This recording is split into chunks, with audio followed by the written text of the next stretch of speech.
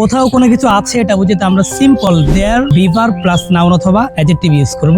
দেয়ার বিভার plus নাউনটা use করব। কিরকম আমি যদি বলি টেবিলের উপর একটি বই আছে, there is a book on the table. এখানে আমরা যদি একটু খেয়াল করি একটি বই থেকে আমরা ইজটা ইউজ করলাম, বাট যদি বলি টেবিলের উপর 10টি বই আছে তখন হবে there are 10 books on the table. টেবিলের নিচে একটি ব্যাগ আছে, there is a bag under the table. টেবিলের নিচে 10টি ব্যাগ আছে, there are 10 bags under the table.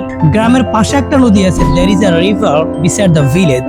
গ্রামের পাশে 3টি স্কুল আছে, there are 3 schools beside the village. এই যে কোথায় আর বলতেছি কোথায় ইজ বলতেছি, বি কেয়ারফুল। এইভাবে আরো অনেকগুলো বাক্য মেক করা যায়। পাস্ট টেন্সের ক্ষেত্রে আমরা বলবো যে টেবিলের উপর একটি বই ছিল, সেই ক্ষেত্রে আমরা বলবো there was a book on the table. টেবিলের উপর 10টি বই ছিল, সেই ক্ষেত্রে আমরা বলবো there were 10 books on the table. Simple যদি বলি টেবিলের নিচে একটি ব্যাগ ছিল, there was a bag under the table. আর যদি টেবিলের নিচে 10টি ব্যাগ ছিল, there were 10 bags under the table. তার মানে কোথাও কোনো কিছু আছে অথবা ছিল বুঝতে আমরা দেয়ার ইজ, দেয়ার আর অথবা দেয়ার ওয়াজ, দেয়ার ওয়ার ব্যবহার করবো। অনেকগুলো বাক্য মেক করে কমেন্ট সেকশনে জানাতে ভুলবেন না।